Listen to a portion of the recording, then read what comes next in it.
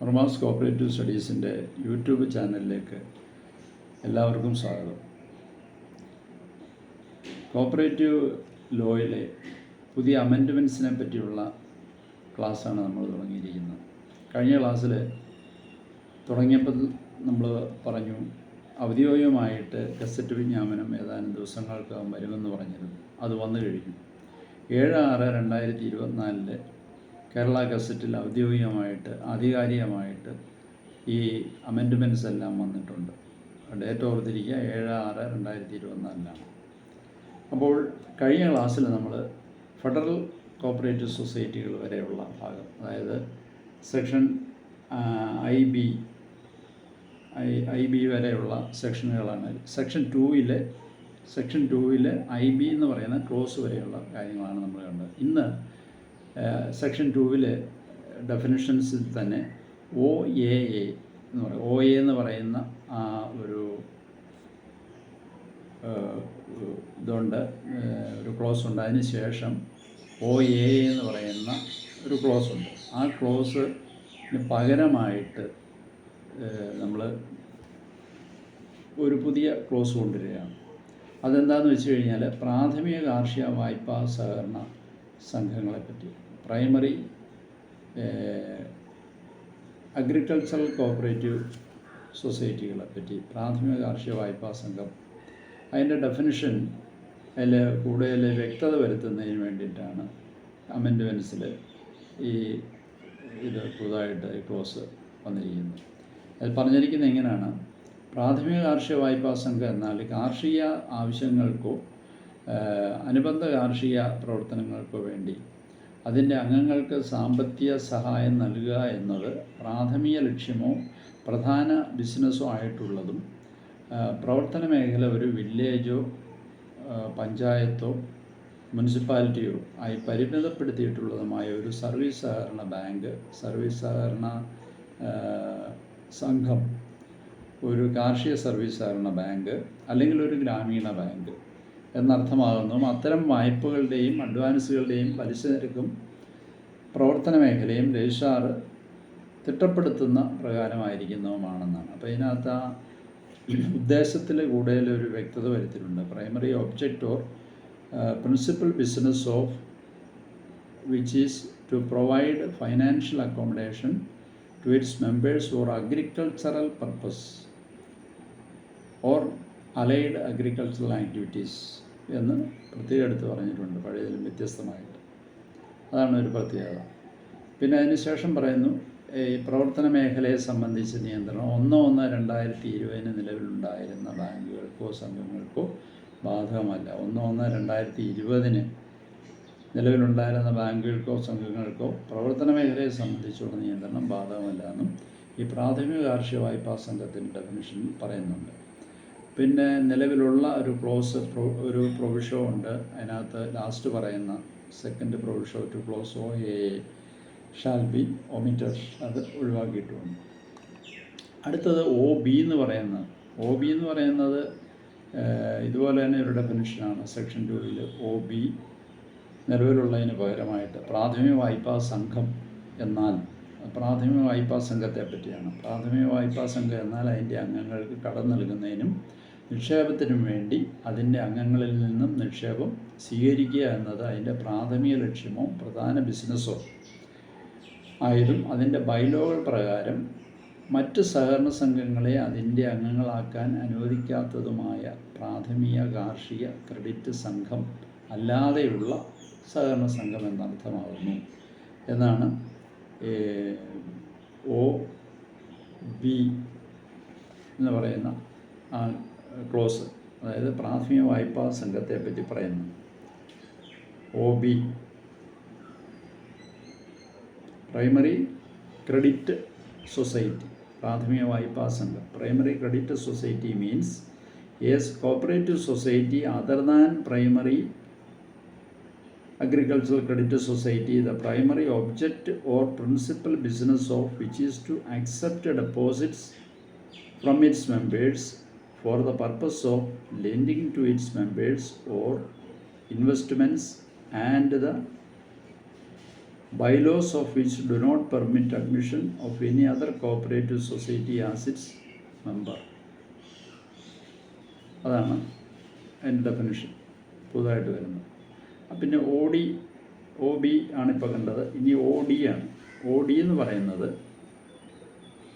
ഇതുപോലെ തന്നെ സെക്ഷൻ 2-ൽ എന്ന് പറയുന്ന ക്ലോസിന് ഇപ്പം നിലവിലുള്ളതിന് പകരമായിട്ട് സബ്സ്റ്റിറ്റ്യൂട്ട് ചെയ്യുന്നത് പ്രൈമറി കോപ്പറേറ്റീവ് സൊസൈറ്റിയെ പറ്റിയാണ്. ഇത് പ്രൈമറി ക്രെഡിറ്റ് സൊസൈറ്റിയാണ്. അടുത്തത് പ്രൈമറി കോപ്പറേറ്റീവ് സൊസൈറ്റി, പ്രാഥമിക സഹകരണ സംഘം. എന്നാൽ സംസ്ഥാനത്തെ ഒരു റവന്യൂ ജില്ലയിലോ ഒന്നിലധികം ജില്ലകളിലോ പെടുന്ന ഏതെങ്കിലും നിർദ്ദേശിക്കപ്പെട്ട പ്രദേശത്ത് ആധികാരികതയുള്ളതും വ്യക്തികളും മറ്റ് സംഘങ്ങളും സംസ്ഥാന സർക്കാരും തദ്ദേശ സ്വയംഭരണ സ്ഥാപനങ്ങളും അതിൻ്റെ അംഗങ്ങളായിട്ടുള്ളതുമായ ഒരു സംഘം എന്നർത്ഥമാകുന്നു എന്നാണ്. അതിൻ്റെ primary cooperative society means A society having jurisdiction over any specified area in one revenue district or more than one districts in the state and having individuals, other societies, state government and local self-government as its members. അടുത്തത്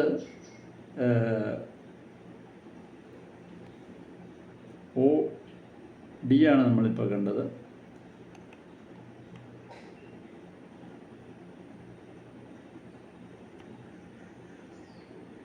അടുത്ത ഇതിനകത്ത് വരുന്നത് P എന്ന് പറയുന്ന ഒരു close ഉണ്ട്.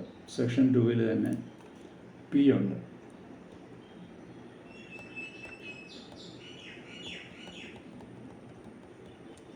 P എന്ന് പറയുന്നത് ഒരു ചെറിയ മാറ്റമാണ് ഇതിനകത്ത് വന്നിരിക്കുന്നത്. In clause P, for the words any person, the words any other officer of the state government shall be substituted. അപ്പോൾ അതിനകത്ത് ഏതൊരാളും എന്ന വാക്കുകൾക്ക് പകരം സംസ്ഥാന സർക്കാരിൻ്റെ മറ്റേതെങ്കിലും ഓഫീസർ എന്ന വാക്കുകൾ ചേർക്കേണ്ടതാണ്. അത് രജിസ്ട്രാർ എന്നുള്ള ഒരു ഇതിനെപ്പറ്റി പറയുന്നതാണ്. അപ്പം അതിനകത്ത് ഏതൊരാളും എന്നുള്ള അത് ഒഴിവാക്കിക്കൊണ്ട് ആ വാക്കുകൾ മാറ്റി സംസ്ഥാന സർക്കാരിൻ്റെ മറ്റേതെങ്കിലും ഓഫീസർ എന്ന് ചേർക്കേണ്ടതാണ്. അടുത്തത് ക്യു ബി എന്ന് പറയുന്ന ഒരു ക്ലോസ് ഇപ്പം നിലവിലുണ്ട്. അതിനുശേഷം താഴെ പറയുന്ന ആ ക്ലോസും കൂടെ നമ്മൾ QBA എന്നും പറഞ്ഞ് ആഡ് ചെയ്യണം. QB നിലവിലുള്ളത് അതിനുശേഷം പുതുതായിട്ട് ഇൻസേർട്ട് ചെയ്യുന്നതാണ് QBA. സോഷ്യൽ കോപ്പറേറ്റീവ് സൊസൈറ്റീസിനെ പറ്റിയാണ്. Social cooperative societies means primary cooperative societies formed for the welfare of social classes like differently abled persons, aged persons, transgenders, depressed persons or mentally challenged persons. അതായത് സാമൂഹ്യ സഹകരണ സംഘങ്ങൾ എന്നാൽ ഭിന്നശേഷിക്കാർ, പ്രായമായവർ, അതുപോലെ transgenders, മാനസിക വെല്ലുവിളികൾ നേരിടുന്നവർ, അതുപോലുള്ള സാമൂഹിക വിഭാഗങ്ങളുടെ ക്ഷേമത്തിന് വേണ്ടി രൂപീകരിച്ച പ്രാഥമിക സഹകരണ സംഘങ്ങൾ എന്നർത്ഥമാകുന്നു. അതാണ് പുതുതായിട്ട് വന്നാണ് സോഷ്യൽ കോപ്പറേറ്റീവ് സൊസൈറ്റീസ് എന്ന് പറയുന്ന ഡെഫിനിഷൻ QAA. ഇപ്പോൾ QA എന്നുള്ള ഒരു QB എന്ന് പറയുന്ന ഒരു ക്ലോസ് ഉണ്ട്. ആ QB എന്ന് പറയുന്ന ക്ലോസിന് ശേഷം QA എന്ന് പറയുന്ന ഒരു ക്ലോസ് പുതുതായിട്ട് ചേർക്കുകയാണ്. QB എന്ന് പറയുന്ന ഇപ്പം പട്ടികവർഗക്കാരെ പറ്റിയാണ്. QA എന്ന് പറയുന്നത് പട്ടികജാതി SC ഷെഡ്യൂൾഡ് കാസ്റ്റിനെ പറ്റിയുള്ള ഡെഫിനിഷൻ. QB എന്ന് പറയുന്നത് ഷെഡ്യൂൾഡ് ട്രൈബിനെ പറ്റിയുള്ളത്. പിന്നെ അതിന് ശേഷം ആണ് അതിന് ശേഷമല്ല, അത് QA എന്നും പറഞ്ഞാണ് ഇതിനകത്ത് വരുന്നത്. QB കഴിഞ്ഞിട്ട് QBA എന്ന് പറഞ്ഞാണ് വരിക. QBA social welfare cooperative societies, സാമൂഹ്യ സഹകരണ സംഘങ്ങളെപ്പറ്റി. ഇനി അടുത്തത് RA, പുതിയ അടുത്ത സെക്ഷൻ 2 ക്ലോസ് RA എന്ന് പറയുന്നത്, RAയിൽ before the words state cooperative agricultural and rural development bank SCARDB. ആ SCARDB അതിന് മുമ്പായിട്ട് the words Kerala shall be inserted. Kerala എന്നുള്ള വാക്ക് കൊടുക്കുക. ഇപ്പോൾ കേരള എന്നില്ല. അതായത് സംസ്ഥാന സഹകരണ കാർഷിക ഗ്രാമീണ വികസന ബാങ്ക് എന്ന വാക്കുകൾക്ക് മുമ്പായിട്ട് കേരള എന്ന വാക്ക് ചേർക്കണം. അപ്പോൾ Kerala state cooperative agricultural and rural development bank എന്ന് ആക്കണം എന്നുള്ളൂ. അപ്പോൾ കേരള എന്നുള്ളൊരു വാക്ക് കൂടി ചേർക്കണം എന്നുള്ളതാണ് ഈ ക്ലോസ് RAയിൽ പറയുക. പിന്നെ അടുത്തത് U എന്ന് പറയുന്ന അത് പുതുതായിട്ട് വരുന്ന ഒരു ഇതാണ് യു എന്ന് പറഞ്ഞു കഴിഞ്ഞാൽ നിലവിലുണ്ട്. അതിനുശേഷം V എന്ന് പറയുന്ന ഒരു ക്ലോസും കൂടെ സെക്ഷൻ 2 വരികയാണ്. അവസാനമായിട്ട് അതിൻ്റെ Vയും കൂടെ ചേർക്കുക. യു എന്ന് പറയുന്ന ക്ലോസ് വർഷത്തെ പറ്റിയാണ് പറയുക, സാധാരണ വർഷത്തെ പറ്റി പറയുന്നു. അത് കഴിഞ്ഞാൽ നിലവിലുള്ളതാണ്. അത് കഴിഞ്ഞാൽ പുതുതായിട്ട് V എന്ന് പറയുന്ന ക്ലോസ് യുവജന സഹകരണ സംഘങ്ങൾ, youth cooperative societies. Cooperative societies which are registered to promote entrepreneurship, new technology, innovations and startups with the objects to generate employment and income and the welfare of youth and having its area of operation within one district. യുവജന സഹകരണ സംഘങ്ങൾ എന്നാൽ ഒരു ജില്ലയിൽ ആധികാരികതയുള്ളതും തൊഴിലവസരങ്ങളും വരുമാനവും സൃഷ്ടിക്കുകയും യുവജനക്ഷേമവും എന്നീ ലക്ഷ്യങ്ങളോടെ സംരംഭകത്വം, പുതിയ സാങ്കേതികവിദ്യ, നൂതന വിദ്യകൾ, സ്റ്റാർട്ടപ്പുകൾ എന്നിവ പ്രോത്സാഹിപ്പിക്കുന്നതിനായിട്ട് രജിസ്റ്റർ ചെയ്യുന്ന സഹകരണ സംഘങ്ങൾ എന്നർത്ഥമാകുന്നു. പുതുതായിട്ട് വരുന്ന ഒരു ക്ലോസാണ് യുവജന സഹകരണ സംഘങ്ങളെപ്പറ്റി. ഇത്രയാണ് സെക്ഷൻ 2 നമ്മുടെ നിർവചനങ്ങളിൽ വരുന്ന മാറ്റങ്ങൾ. ഈ കഴിഞ്ഞ ക്ലാസ്സിലും ഇന്നത്തെ ക്ലാസ്സിലുമായിട്ട് നമ്മൾ കണ്ടതാണ്. ഇനി നമ്മൾ 3-ാം വകുപ്പിലോട്ട് ആണ് കിടക്കുന്ന.